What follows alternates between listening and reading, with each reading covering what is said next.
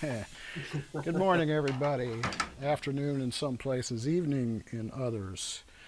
How y'all doing? I hope everybody's good. Good to be back, Steve. How are you there in LA? I'm good. How's it in St. Louis? Is it warm? Yeah, it was a balmy 30 degrees yesterday. We're finally getting out of the Arctic blast. So kind of Nice. just got my snow tires for my car, and now it probably won't snow again for the rest of the year. But anyway, yeah, we're good. We're doing good. Coming to you live from Autumn Hill Studios in St. Louis, and welcoming you all. Um, Steve, you got what you got to say today? What's new? What's news? Any news? Well, number one, on behalf of all 2,000 people watching, that was amazing what you just played. So Oh, well, a little warm up. Thank you. A little always 12/8, nice. 6/8 stuff there. Yeah, some of my Also, favorite want to chords to play. welcome everybody. Um, you pretty much have a TV show going at this point. I mean, we've got regular viewers here. I can see the names going by. So I want to say hello to everybody, including all the people. I see a lot of names from the online school. So welcome to everybody. Awesome. Thanks for coming, guys, girls, folks, people. Thank you for being here. Absolutely. Nice to get back in the groove and have our weekend hang. Kind of varies. Sometimes Saturday, sometimes Sunday, but we'll probably do it on Saturdays. We'll try to hit Saturdays from now on, right, Steve? Yeah, I think. absolutely. Yeah. Well, you Cool. want to dive right into the questions? Absolutely. I I see see a good Mati- one. You were Yeah. mentioning Matthias here. Yeah. Yeah. Yeah, yeah. Hi, Matthias. I saw you fly by, so I said, we gotta answer Matthias. He's a really great drummer, and he's come to some of my classes in Europe over there. Um, so this is a great question, as you can see on the screen there.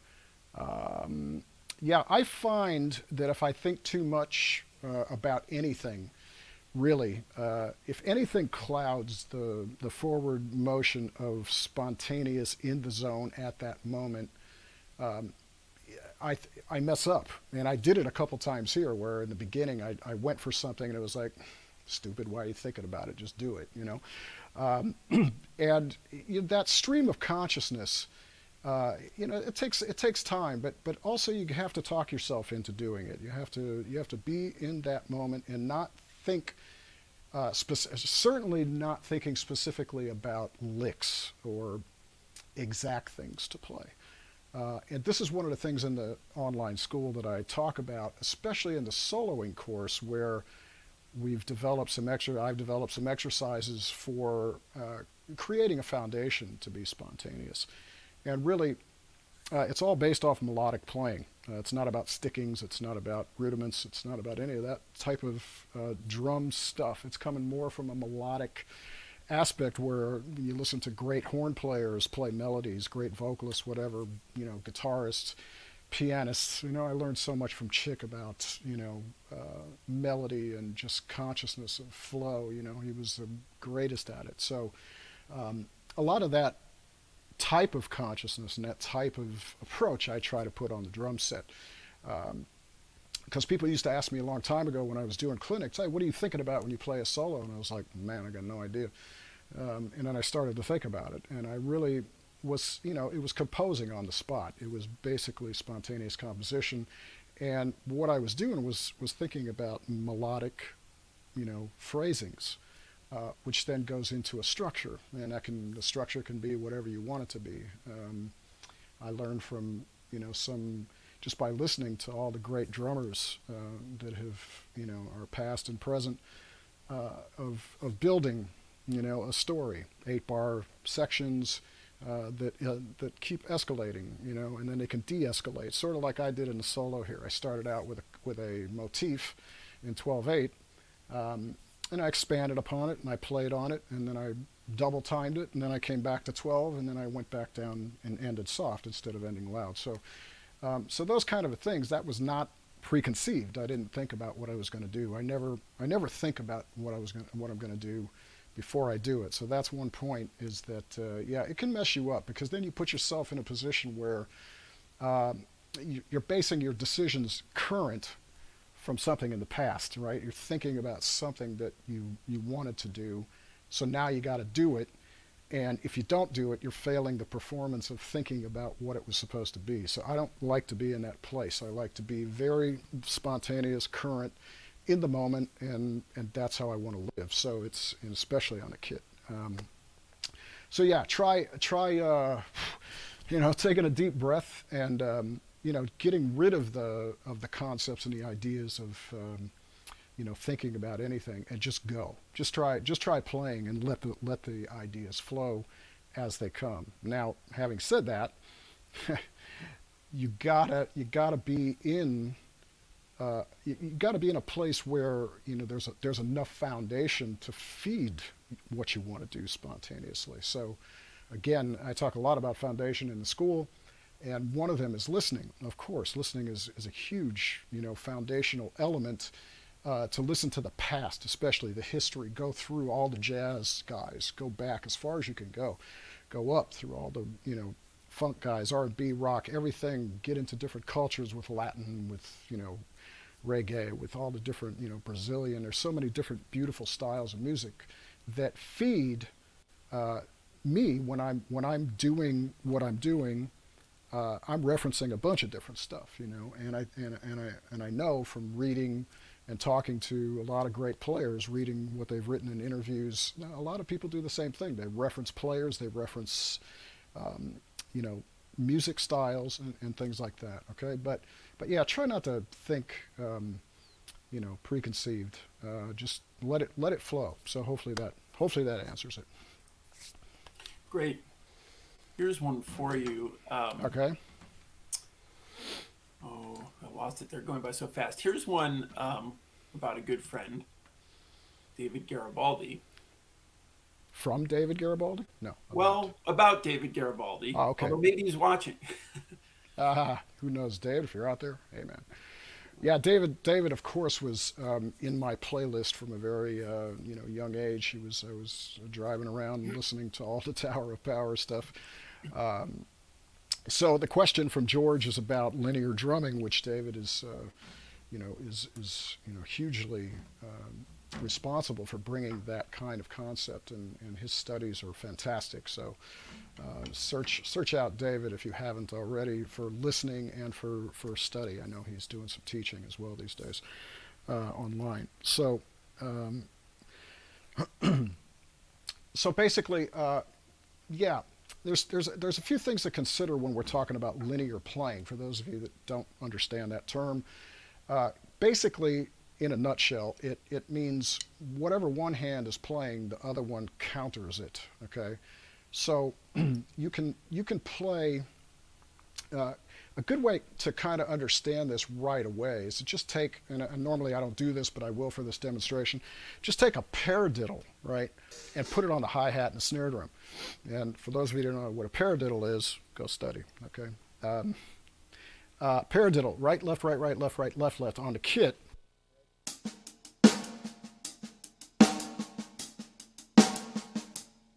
With the bass drum. Put the bass drum wherever you like. But the point is that nothing is hitting together, so that becomes a linear phrase. And together they make up a part. So generally speaking, though, I don't base linear stuff off of rudiments. It's a good place to start. You can take this paradiddle and make a bunch of stuff with this. Now I'll mess around with paradiddle concepts and play in a linear fashion. Okay, so I might be throwing a diddle in there, an extra right left or an extra right or something, or a double paradiddle. But just check out the concept coming from paradiddles. Okay, playing in a linear fashion.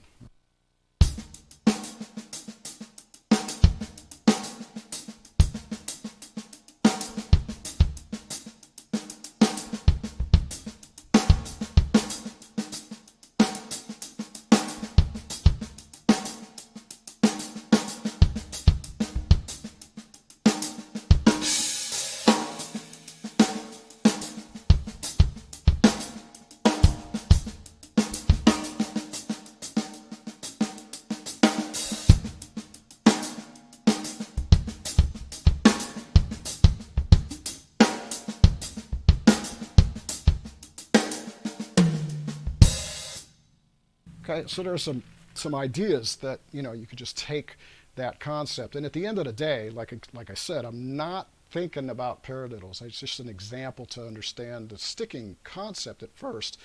But what I immediately go into is thinking about phrasings. So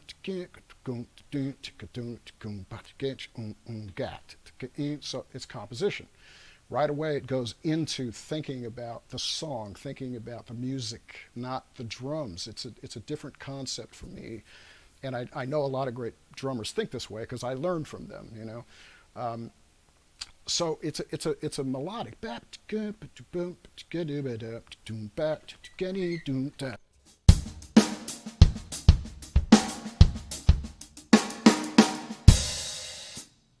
So I'm constantly thinking about that melodic musical approach. So try that. Like I said, just start with a paradiddle concept, and like I said, you could put it up on the ride cymbal. You can put it a lot of different places. You noticed I went from right hand to the left hand on the hi-hat, and that changed up the whole phrasing.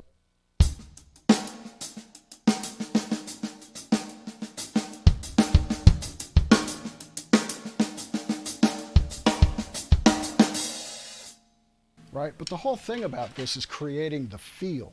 So don't let the exercise of linear or trying to play these paradiddle type of things get in the way of the feel. All right, because that you want this to feel good and to have that flow, and that's the main objective, is to be in time. So practice it with a metronome, and to make it have vibe. So you notice what I'm doing, because if I'm using dynamics, right? Using a lot of contrast, because if I played everything the same volume,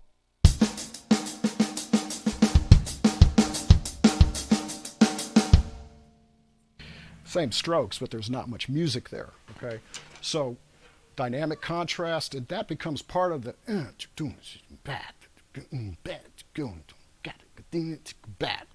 that's all part of the music. It's not da da da da da da da da da da. That's just monosonic, I call it.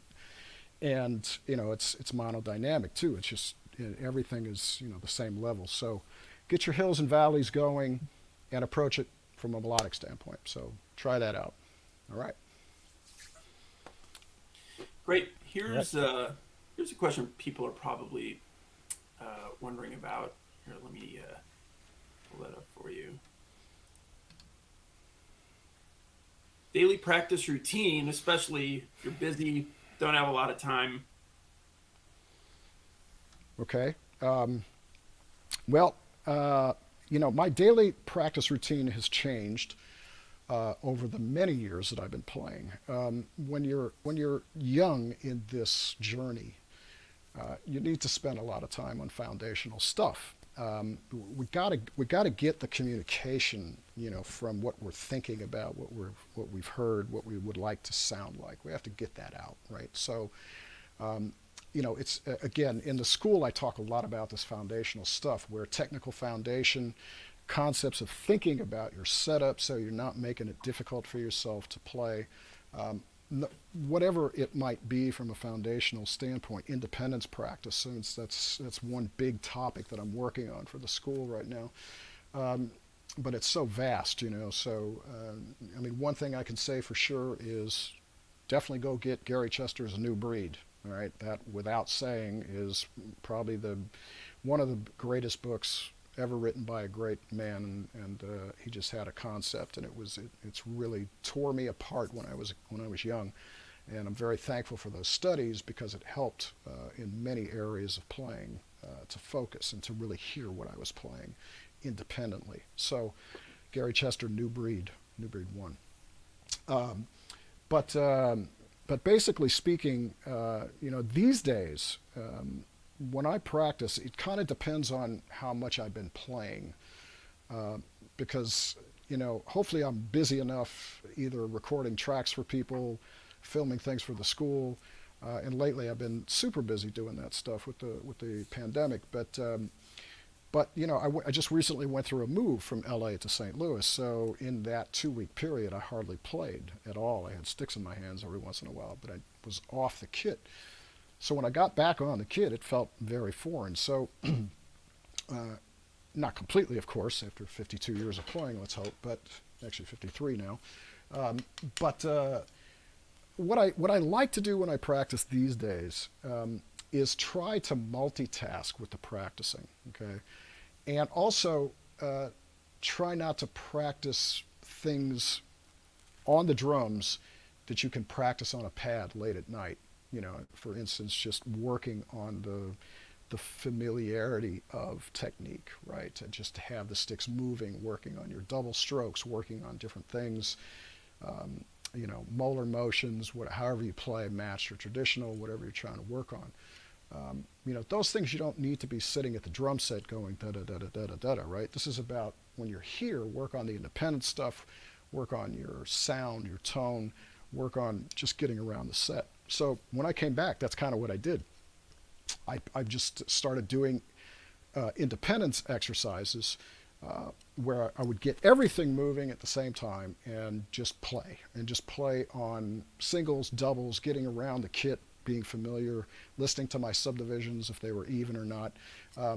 So one of my favorites to do is something like this, and I may have done this last week, I don't remember, but it's you could set up a triplet ostinato in the bottom half of the kit and then play off of that on the drums. So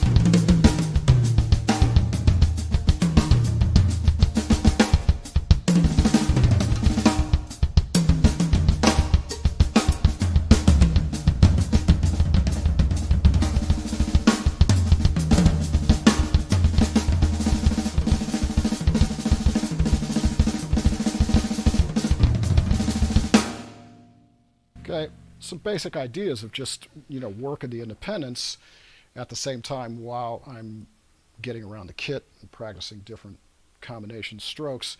And another one I like to do is taking that type of foot exercise and putting it into 16th notes, so then it becomes a 3 against 4 pattern like this.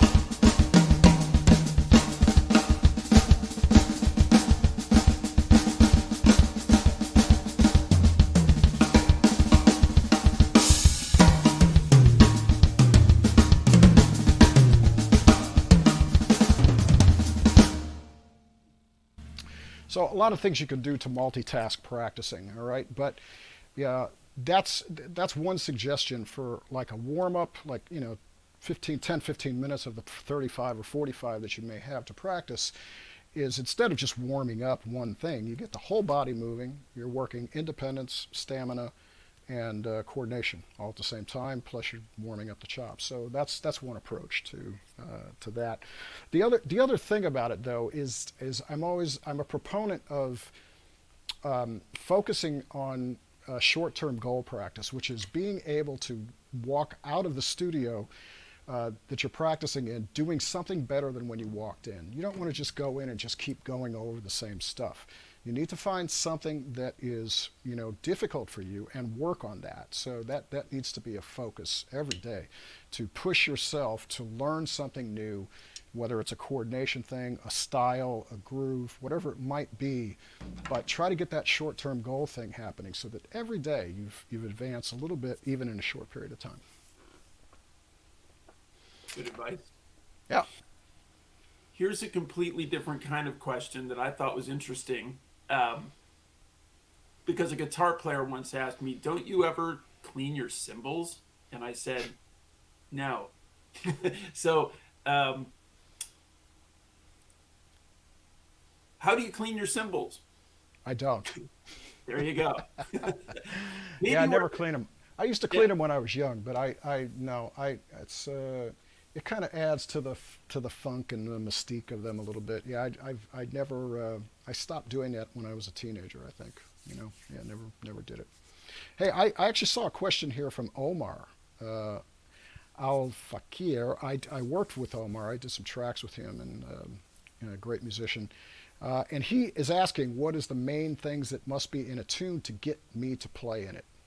Okay, it's a good question because those of you that are not drummers or those of you that are drummers trying to get, that are working for people and they send you tracks, this is a huge topic actually, and it can be very, very problematic. Okay, and the bottom line is, well, first of all, for me to, to agree to play on something, it has to be something musically that I dig, that I like, that is, I have my limitations on what I want it to be musically satisfying for me to play on. And most of the stuff I get is very, very cool stuff from a lot of different people all over the world. So Omar is included. And so, but the most important aspect about this is making sure that the drummer is comfortable. And if you're not experienced with this as a drummer, sometimes you don't know what's going on when they send you a bunch of individual tracks or even just a stereo mix of something that they've put together.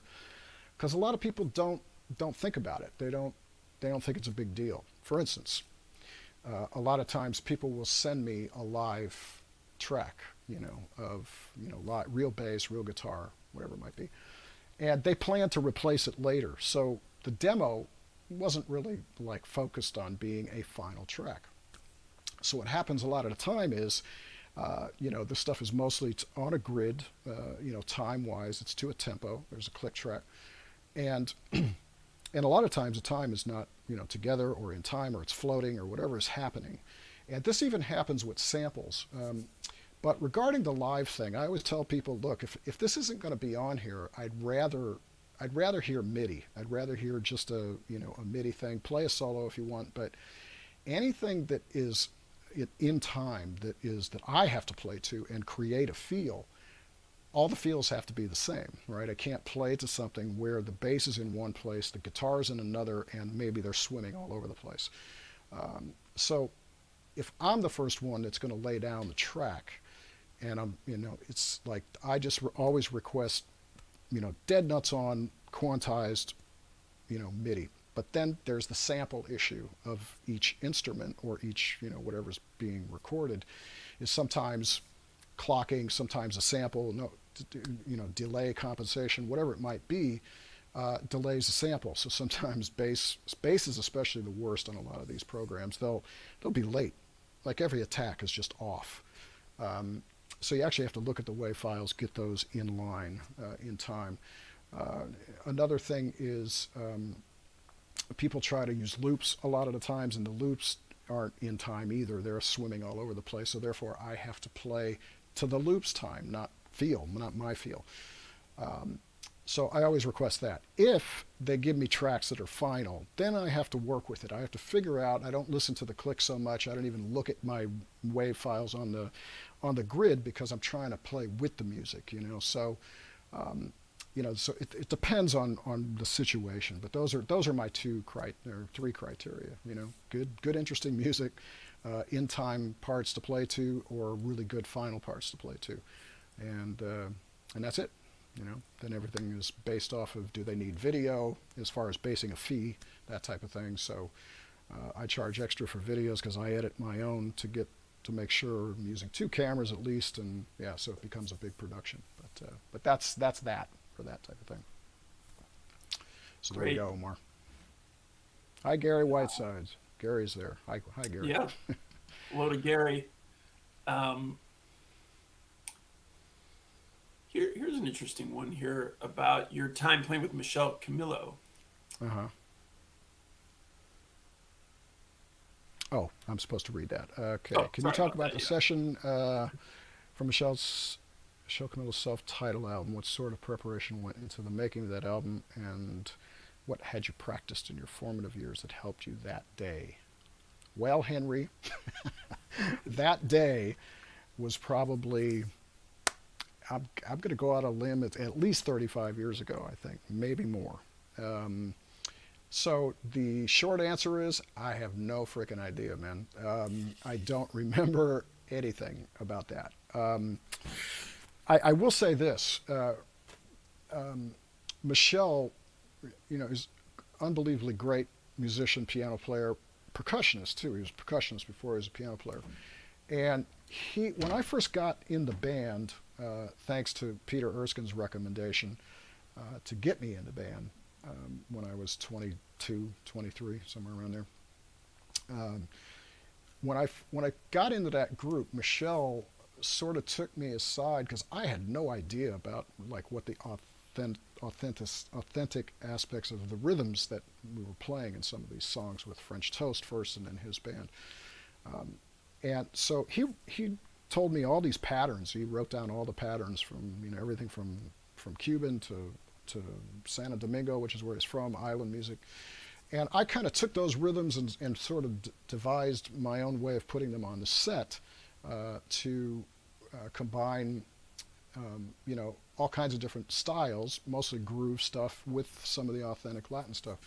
And and then we rehearsed. I just don't remember how much. It wasn't a lot. We did a lot of live playing back in those days, especially at McKell's and 96th Street, and great memories of that. But yeah, I know that we recorded.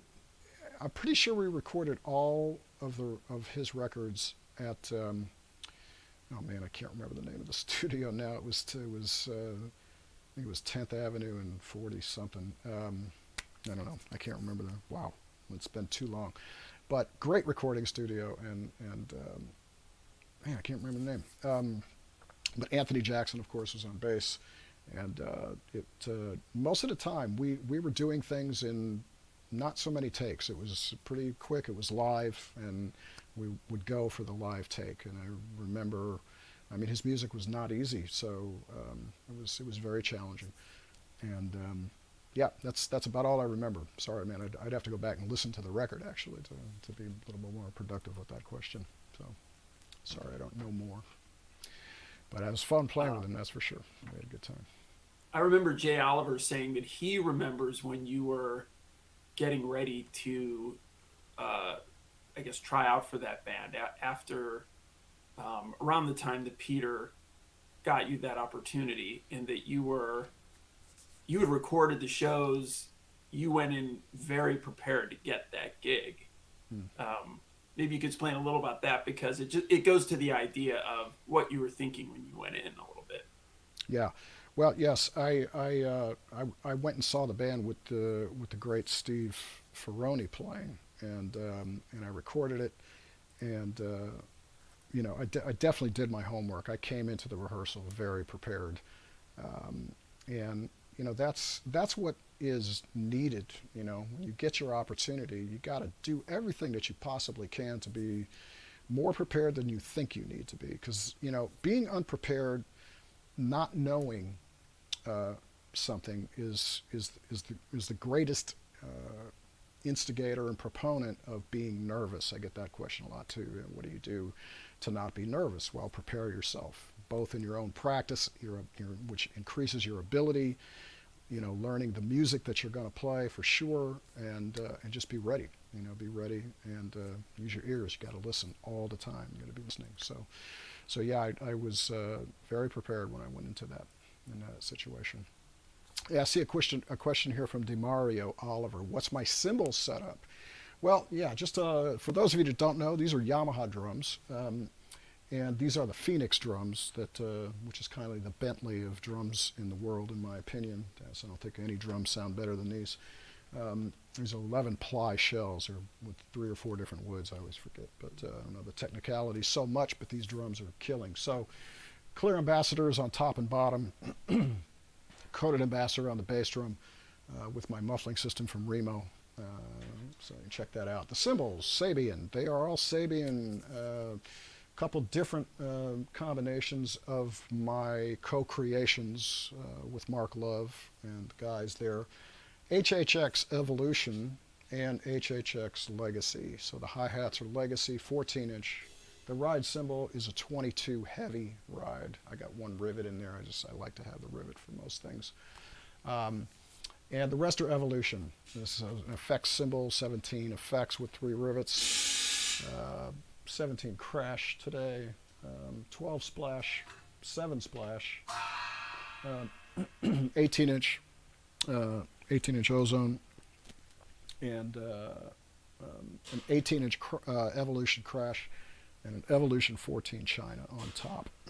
So these were all co-created over 9/11. Actually, was when we actually did the final making of these cymbals. I got stuck there, so we made Legacy at the same time, which is kind of a funkier, dirtier, trashier sound than Evolution. But yeah, these are quite the cymbals. Path of least resistance, high fidelity sound, and a lot of variations in sound. You see now everybody's making holes in their cymbals, right? Well, we were first with the ozone. So that's a simple setup. Okay. Great. Cool. Um, I'm gonna oh, jump that's in here. interesting because Stefan Bricks was asking about what your thoughts were on making your own cymbal line. I'm actually curious what went into doing that. What role did you play? I remember, like, I think I met you right after those cymbals came out. You were testing some of them, Right. but what role do you play when you're doing that? Well, I had very, very specific ideas about what I wanted these cymbals to sound like. And I knew at the time Sabian didn't have anything like this in their line. In fact, at that time, nobody had the cymbals that sounded like these in their line. So my role was to figure out how to get and tell Mark Love what I was hearing. And we tried a bunch of prototypes going back and forth, but like I said, it really didn't happen until I was at the factory for a week and we could sit there and make stuff and I could actually get my hands on them and feel them. So, and he figured it out. He's a genius, you know. He figured out between the tempering and the hammering how it was done, and and it basically, with everything where the drums are concerned, it's not just about the sound, it's also the touch and the feel of the cymbals. Do they express my idea of the vision of what I want it to sound like? And we finally got to the place where I was, completely happy. And a lot of other people are too. Apparently, they've been selling strong for over 20 years. So, there's some of the best cymbals out there. So try them out. They're very versatile between Legacy and Evolution. The lines are fantastic. And we're also coming out with a new flat ride that should be coming out relatively soon, called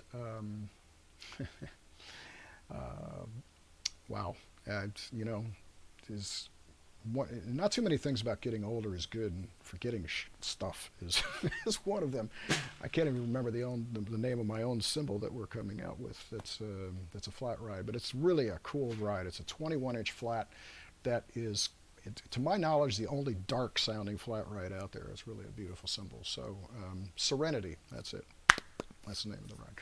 So it's a limited edition cymbal. I think they're making 500 of them or something like that. So keep your eye out on that one for those of you that like some different rides, flat stuff. It's a really, really cool ride. Okay, let's see. What A else have we nice got here? nice comment here from Omar, by the way, who is tuning in. Oh, yeah. That just says a lot. Somebody who you worked with talking about the importance of the way that you prepare.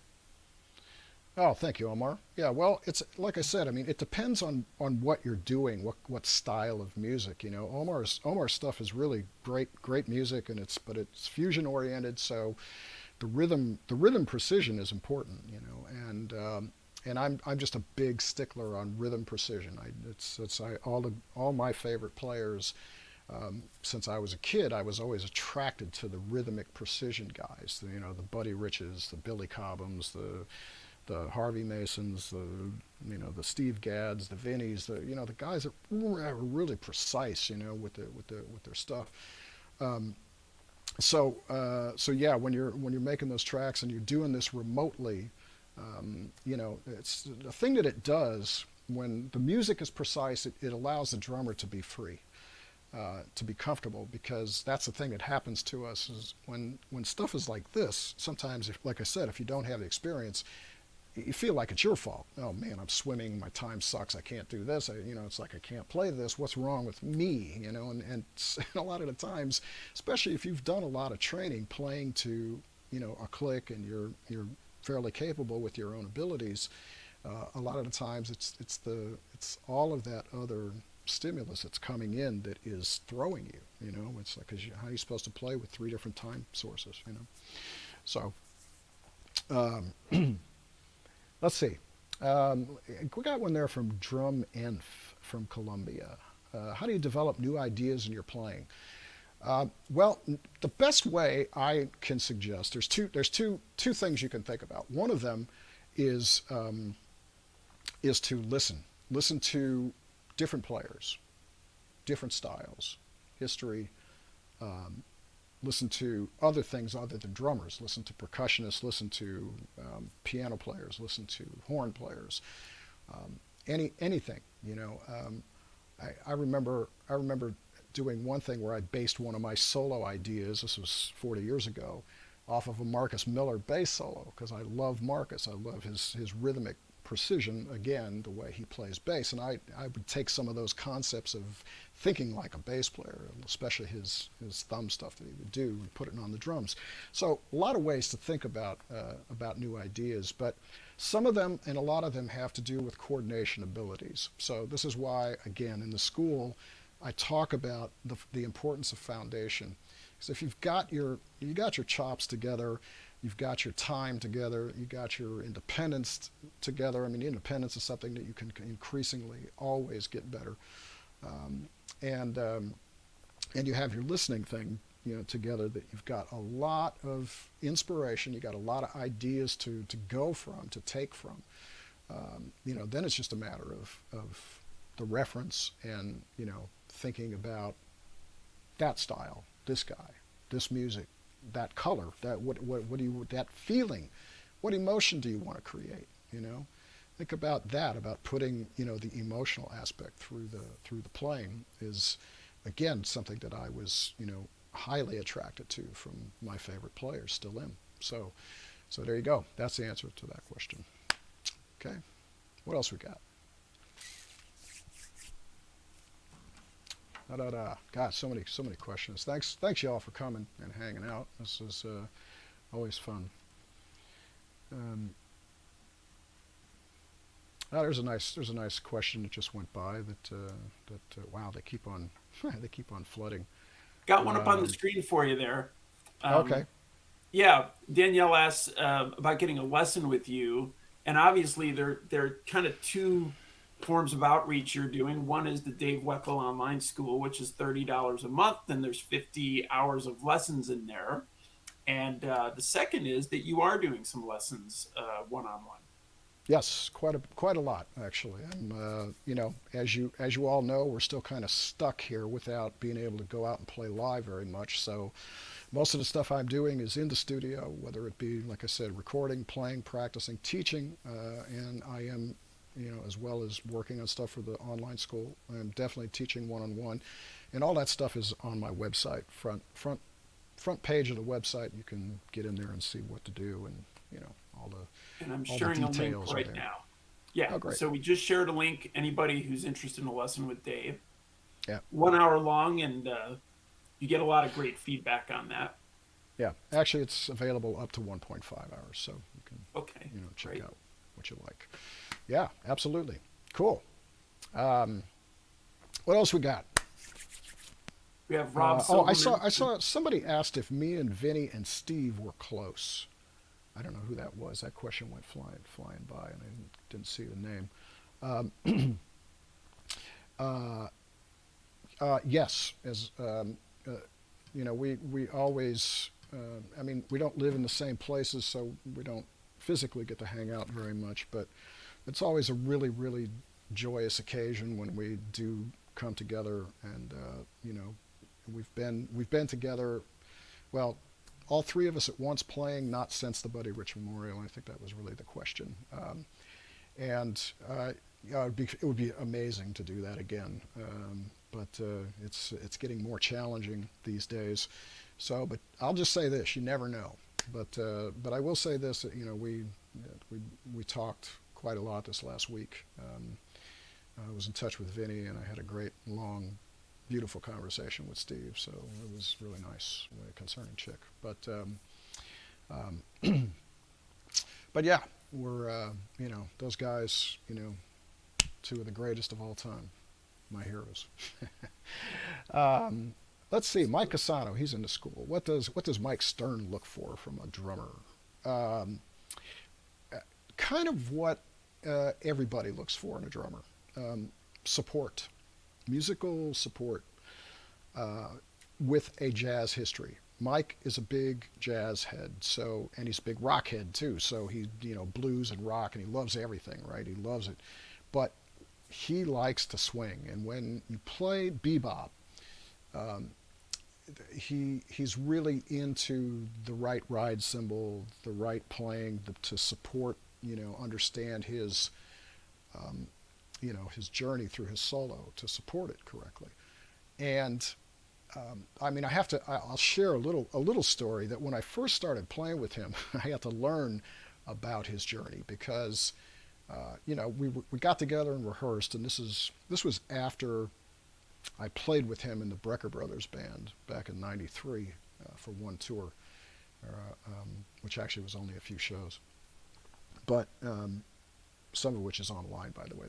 Those were fun.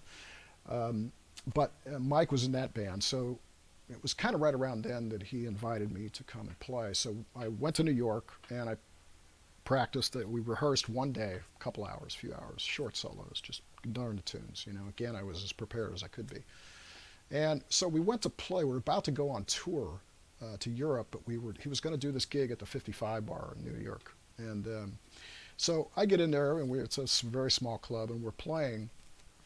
And I had never played live with Mike on a gig, right? So he's playing, and he's playing great, and gets to what I thought was the end of the solo, and I'm climaxing. Then he hits the loud pedal.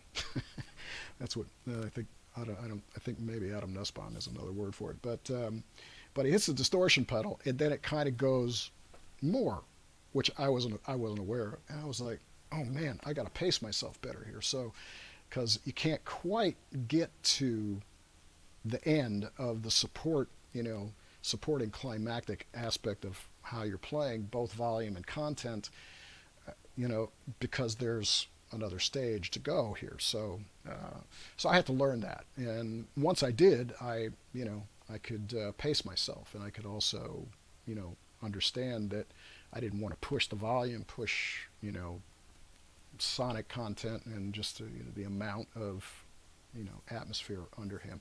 And what I mean by that, when I'm talking about atmosphere, especially in bebop, because you've got the general ride aspect, right, of playing, on the ride cymbal, right?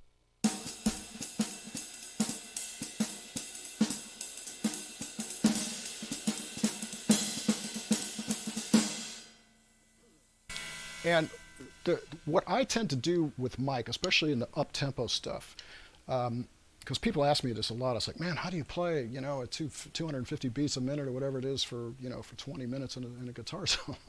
So maybe it's not that long, but it's yeah, you got to pace yourself. So a lot of the times, I'm definitely not going ding, ding, ding, ding, ding, ding, ding, ding the whole time. And I learned this from guys like Jack DeJohnette, who just really could, and still, just flows and plays waves of sound, Elvin too, those guys that play like that, which is kind of linear playing in a sense, but it's also utilizing the cymbal to crash it and the side of the cymbal. So I'll give you a demonstration of both a little bit. First the tip and stuff, and then kind of more the bashing stuff, where I give my hand a break, and I'm using the rest of the kit to help out with the consistency of the flow of the train, as it were. Okay.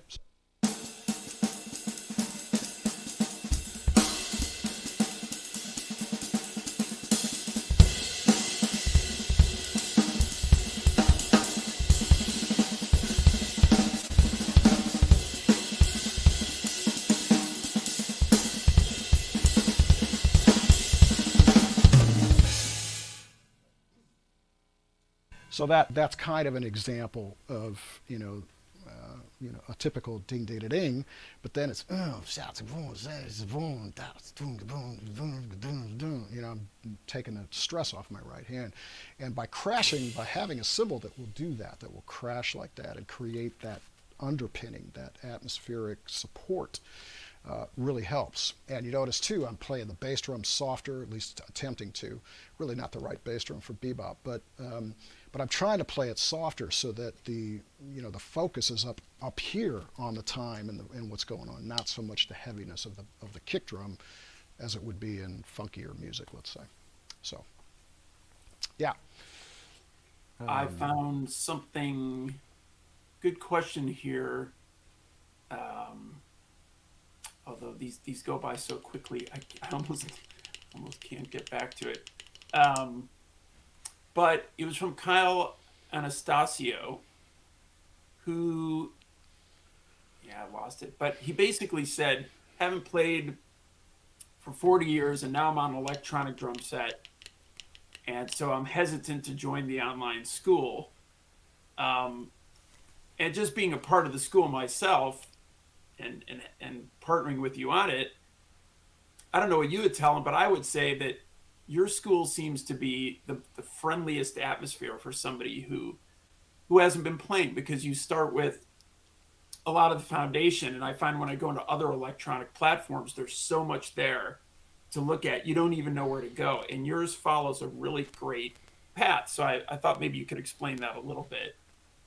Yeah, well, I mean, it's with all of the stuff in the school, you know, can pertain to electronic drums as well as acoustic for the most part. Obviously, tuning is not a part of it, but as far as the ergonomic aspect of the setup, the technical things to concentrate on, the exercises to help foot technique, to help hand technique, which gets into independence a little bit on the foot technique stuff, soloing ideas, the play-alongs, it certainly can help to allow you to progress in a lot of different areas. I will say that in order to play the instrument, you need to play the instrument. You got to get on some drums. Just figure out a way to do it. Even if you use silent heads, okay, which I've started to tell my students a lot to check into the Remo silent heads, and Sabian makes some quiet cymbals as well. That you could put on a real drum kit. And I got to tell you, I mean, it's way better than pads, for at least because you could hear the tone, you could still practice touch a little bit, And so I highly recommend trying to have that set up, as well as your electronic kit when you want to practice to music, when you want to get a cool sound, whatever the case may be. But it's really, if you're serious about it at all, you gotta touch the instrument. This is an instrument, so the electronic thing is basically a trigger pad, and it's a pad at the end of the day. It's not producing acoustic sound. You're not in control of it like you are with the touch of a head or the dampening of a head.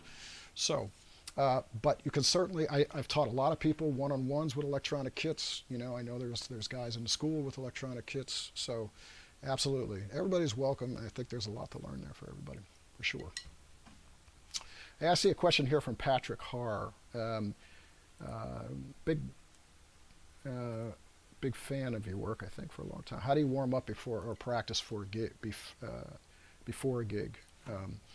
Well, warming up before I practice, I don't do. Warming up is kind of part of that, kind of part of the multitasking that I talk about. So if I'm not warmed up, I'll sit down and do that, that thing that I did a minute ago with the independence thing, and I'll just play double strokes.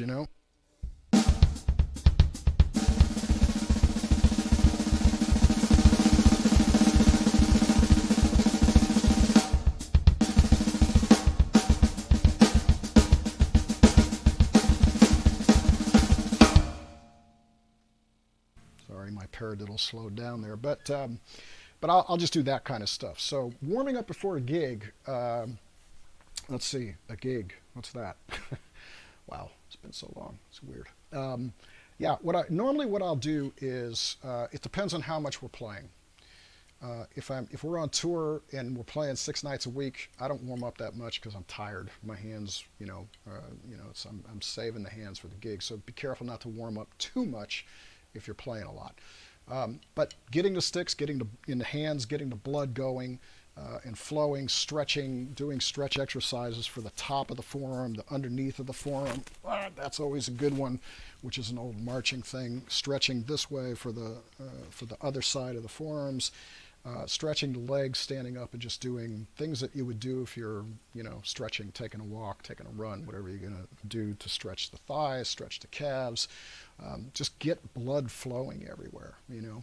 And that's why physical exercise, I think I saw that fly by on a question as well, about trying to stay in some kind of decent physical shape. So cardiovascular type of workouts, are important for this instrument.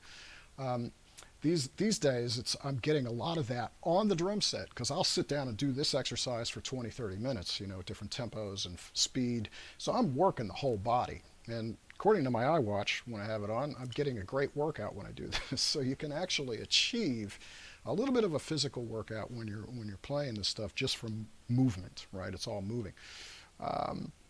But generally speaking, singles, doubles, paradiddles, just and molar motions, everything that you can just do, even on your leg, is better than nothing, right? Just to practice, getting warmed up. But it's nice to have a pad around. Sometimes I'll put music on. I got into a thing for a while I was putting on the Buddy Rich versus Max Roach thing in my ears, and just trying to keep up with Buddy, with all his phrases, and try to remember what they were.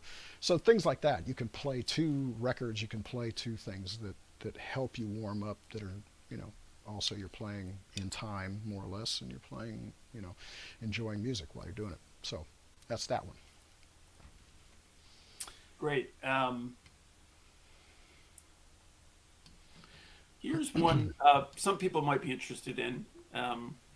Any closer to finalizing the Chick project that you were working on? We discussed that a little bit last week when you were paying tribute to him.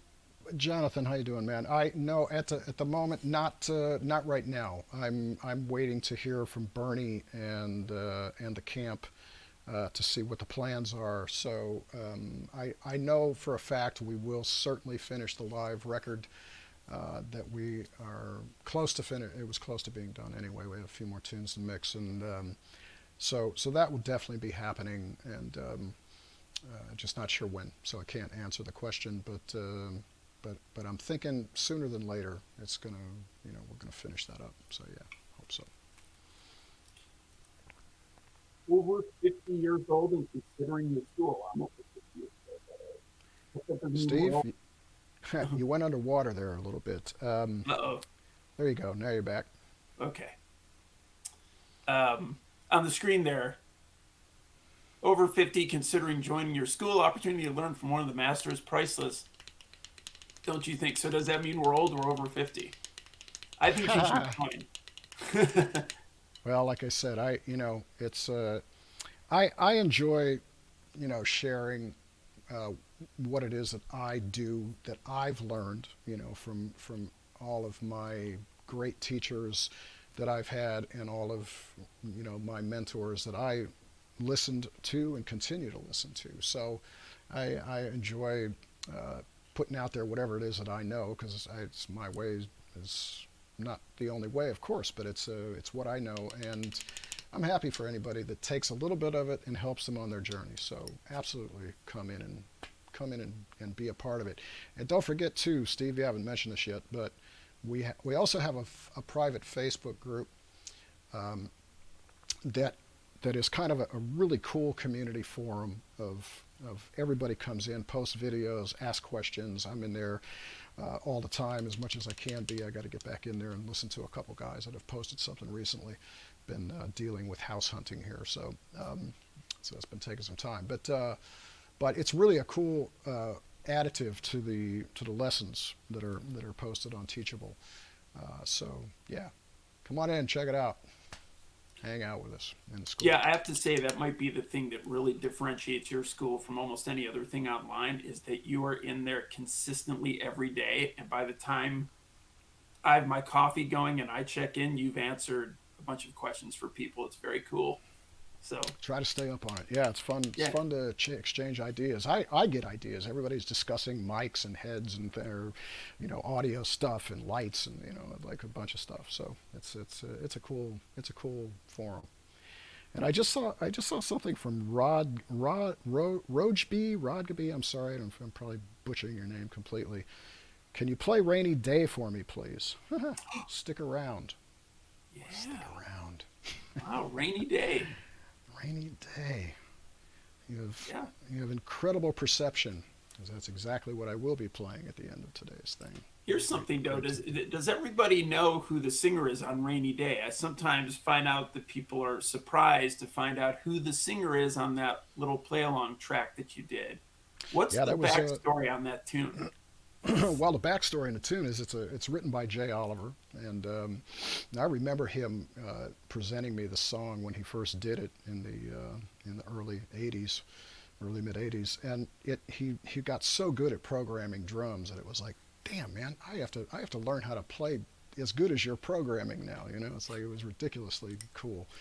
Um, but I was like, who's the singer? Jesus, and it's a school teacher, Cheryl Crow, you know, and she's from the Midwest here somewhere, close to St. Louis. So yeah, she's the vocalist on this before she was the Cheryl Crow that we all know these days. But and And was at very that time, successful. I know Jay worked with her a lot. In fact, some people would say he sort of discovered her, because I think she showed up at his studio wanting to do some work because she was a school teacher and he was doing some commercial stuff. Right. Um, Yeah. but You did you might know work with more. her directly during that era? Not directly, no, no, no, no. I was in New York, doing my thing, and then on the road with Chick. So no, it's no, we never met until later. I remember going to see her once with she was singing backgrounds for Michael Jackson, so we went to see her sing there. But yeah, it was. I mean, she was very young when she did this too, in her 20s, so maybe younger. I think she's a little younger than me. But Yeah. killer singer. So yeah, she went on to do obviously great things. Really cool. But yeah, that is the song I'll be playing here very shortly, actually. Good. Very cool. Um, Um, let's see. here's one. Sorry, it's moving so quickly. I know it's Um, it's hard to keep up here. News about solo projects. You not so much a solo project, but your band's got a live recording coming up. Um, Right. That's from Roberto Salaberry. How you doing, man? Nice to see you. Been in touch with Roberto for a long time. Great percussionist drummer. Uh, yeah, solo projects right now are focused on kind of in here. I've got some ideas going on that I'll be creating, but yes, we just are about to release the live Dave Weckl band reunion that we did in St. Louis almost 2 years ago now, um, at the Chesterfield Jazz Festival that Mike and Rob Silverman produced. And right, Mike and Rob are the founders of Autumn Hill Records, which is where my wife, Clivia, her record is on Autumn Hill, and I'm going to release. We just finished mixing and mastering this live performance with the band, and it was really a cool reunion show with Tom Kennedy, Jay Oliver, and Buzz Featon on guitar, brought him back, and Gary Meek on saxes, he was in the second iteration of the band. Um, and it was great. We actually rehearsed in this room. It's the studio that I'm in right now in St. Louis. So it was a lot of fun. And that whole show is actually, you can see the video. There's a video of the entire show in the school. It's one of the things that you get when you sign up. You get to see a lot of cool live performances there. Lessons from the Road, where I was playing with Chick, and Oz and some other things. So yeah, so that's about it right now for the solo projects, is the release of the record, which will be April 9th, and I think pre-order is February 28th, the pre-order for that on streaming media. It's going to be a streaming product.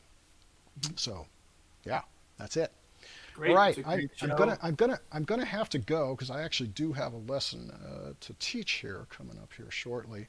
So I want to thank you all for coming and hanging. Um, I enjoy these very much. It's like I said, it's kind of my gig, so I spend some time practicing before before this comes up. It's a good. It's. I always say to my students, create things for you to to do. Whether it's filming yourself, put some stuff up on YouTube, whatever it might be. Keep yourself inspired in these times. Find things to do to practice for. It's kind of hard to practice when you're not able to think about, oh, what am I doing this for. Create yourself gigs, create yourself reasons, videos, produce, get your calling card together, get a YouTube channel, put your stuff out there so people know where to go see you play. All right, that's that's it from today from Autumn Hill Records Studio. And yeah, like uh, Raj B said, Rada B, I'm sorry, man.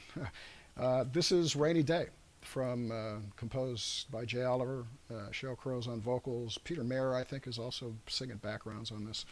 The rest of it is Jay's programming. It's a fun little funky tune. So, Steve, anything to add before we go? No, thanks for doing this again this week. Thank you, everybody, for joining us. We hope to see you in Dave's online school. And if you go on the screen there, you can see it's daveweckl.teachable.com if you want to check it out. It's a monthly subscription. You can quit anytime, but you may not want to because it's really cool. So, Cool. All look right, forward to everybody. seeing you in there. Thanks for coming and hanging. We'll see you next time. Here's Rainy Day. All right.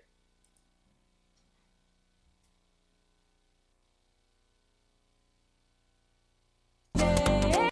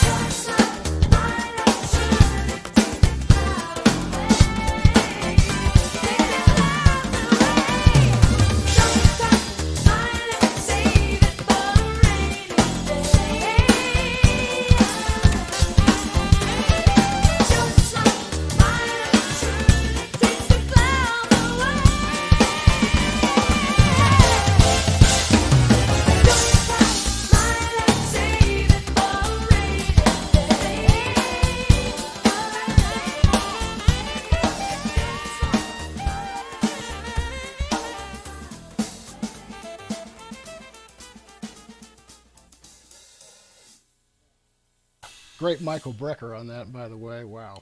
God, man. Killing. All right, everybody. Thank you so much. See you next time. Next hang. Be well, be safe. Take care.